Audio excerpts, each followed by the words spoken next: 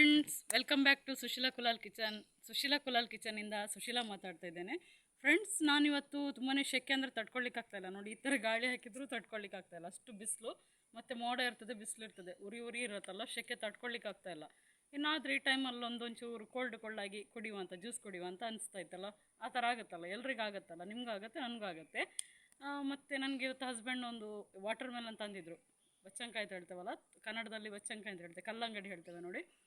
ಇವತ್ತು water melon ತಂದಿದ್ರು. ಹಾಗಾಗಿ ಅದರಿಂದ ಏನಾದರೂ ಒಂದು ಜ್ಯೂಸ್ ನಾರ್ಮಲಾಗಿ ನಾವು ಮಾಡೇ ಮಾಡ್ತೇವೆ.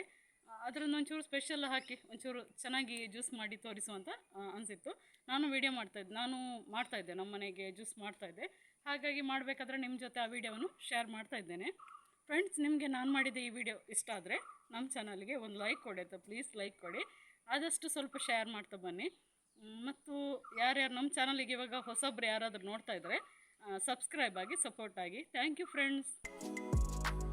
ಹಾಯ್ ಫ್ರೆಂಡ್ಸ್, ಇವಾಗ ನಾವು ಜ್ಯೂಸ್ ರೆಡಿ ಮಾಡ್ಕೊಳ್ಳೋಣ. ವಾಟರ್ ಮೆಲನ್ ಇದು ಇವಾಗ ವಾಟರ್ ಮೆಲನ್ ಎಲ್ಲ ತೊಳ್ಕೊಂಡಾಗಿದೆ. ಮತ್ತು ಇದು ಕಾಮಕಸ್ತೂರಿ ಬೀಜ ಇದೆಯಲ್ಲ ಫ್ರೆಂಡ್ಸ್, ಸ್ವಲ್ಪ ಹಾಕ್ತಾ ಇದ್ದೇನೆ. ಅದಕ್ಕೆ ನೆನೆಸ್ಲಿಕ್ಕೆ ಹಾಕಿಡ್ತಾ ಇದ್ದೇನೆ. ಇವಾಗ ಸ್ವಲ್ಪ ನೆನೀಲಿ. ಒಂದು 10 ನಿಮಿಷದಲ್ಲೇ ಚೆನ್ನಾಗಿ ನೆನೀತದೆ, ಒಂದು 2 ನಿಮಿಷದಲ್ಲೇ ಚೆನ್ನಾಗಿ ಉಬ್ಬಿ ಬರ್ತದೆ. ಇವಾಗ ನಾನು ಬಟ್ಟಂಕಾಯಿ ಅಂದರೆ ಕಲ್ಲಂಗಡಿ ಹಣ್ಣಿದೆ ನೋಡಿ, ವಾಟರ್ ಮೆಲನ್, ಅದನ್ನು ಸ್ವಲ್ಪ ಬಾಸ್ಕೆಟ್ ಶೇಪಿಗೆ ಕಟ್ಟಿಂಗ್ ಮಾಡಲಿಕ್ಕೆ ಪ್ರಯತ್ನ ಮಾಡ್ತಾ ಇದ್ದೇನೆ. ನನಗೆ ಅಷ್ಟು ಚೆನ್ನಾಗಿ ಬರೋದಿಲ್ಲ, ಆದಷ್ಟು ಪ್ರಯತ್ನ ಮಾಡ್ತಾ ಇದ್ದೇನೆ. ಅದರಲ್ಲೇ ಸರ್ವ್ ಮಾಡುವಂಥೇಳಿ, ಒಂಚೂರು ಸ್ಪೆಷಲಾಗಿ ಮಾಡುವಂಥೇಳಿ ಆ ಥರ ಮಾಡ್ತಾಯಿದ್ದೇನೆ.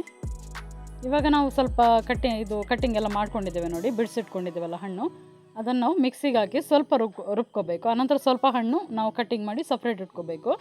ಇವಾಗ ನಾವು ಅದಕ್ಕೆ ಬೇಕಾದಷ್ಟು ಸಕ್ಕರೆ ಸೇರಿಸಿ ಚೆನ್ನಾಗಿ ಗ್ರೈಂಡ್ ಮಾಡ್ಕೊಳ್ಳುವ ನೋಡಿ. ಇದು ಸ್ವಲ್ಪ ಹಣ್ಣು ನಾವು ಎತ್ತಿಟ್ಕೋಬೇಕು ಫಸ್ಟಿಗೆ. ಇದು ಕಟ್ಟಿಂಗ್ ಮಾಡಿ ಹಾಕಲಿಕ್ಕೆ ಚೆನ್ನಾಗಿರುತ್ತೆ. ಬಾಯಿಗೆ ಕಲ್ಲಂಗಡಿ ಹಣ್ಣು ತಿನ್ನಲಿಕ್ಕೆ ಸಿಗ್ತಾ ಇರ್ತಿದ್ರೆ ಚೆನ್ನಾಗಿರ್ತದೆ. ಹಾಗಾಗಿ ಸ್ವಲ್ಪ ಕಟ್ಟಿಂಗ್ ಮಾಡಿ ಇಟ್ಕೊಂಡಿದ್ದೇವೆ. ಸಣ್ಣ ಸಣ್ಣ ಪೀಸ್ ಕಟ್ ಮಾಡ್ಕೋಬೇಕು, ಚೆನ್ನಾಗಿರುತ್ತೆ ತಿನ್ನಲಿಕ್ಕೆ.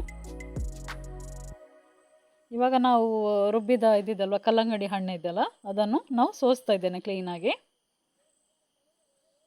ಅಂದರೆ ಬೀಜ ಎಲ್ಲ ಇರ್ತದೆ ನೋಡಿ, ಎಷ್ಟು ಸಿಗುತ್ತೆ.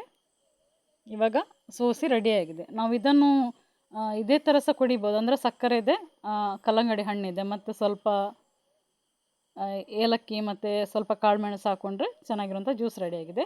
ಅದರ ಸ್ವಲ್ಪ ಎಕ್ಸ್ಟ್ರಾವಾಗಿ ನಾವು ಕಾಮಕಸ್ತೂರಿ ಬೀಜ, ನೆನೆಸಿದ ಕಾಮಕಸ್ತೂರಿ ಬೀಜ, ಅನಂತರ ವಾಟರ್ ಮೆಲನ್ನಿದು ಕಟ್ ಮಾಡಿದ್ದೇವಲ್ಲ ಅದನ್ನು ಹಾಕ್ತಾಯಿದ್ದೇನೆ. ಅನಂತರ ಇದು ನಾವು ಎಷ್ಟು ಬೇಕಷ್ಟು ಹಾಲು ಹಾಕ್ಕೋಬೇಕು, ಕಾಯಿಸಿ ಆರಿಸಿದ ಹಾಲು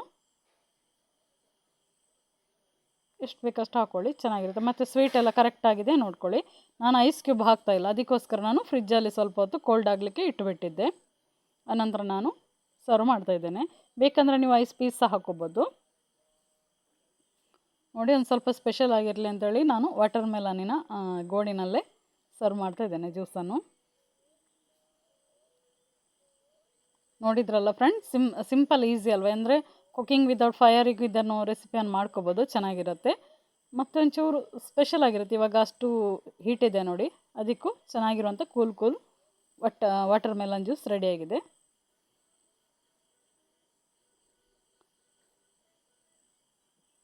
ನೋಡಿ. ಇವಾಗ ನಾನು ಗ್ಲಾಸಲ್ಲಿ ಸರ್ವ್ ಮಾಡ್ತಾಯಿದ್ದೇನೆ ಸ್ವಲ್ಪ ಜ್ಯೂಸ್.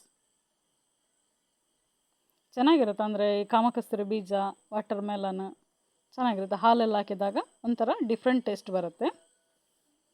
Thank you friends.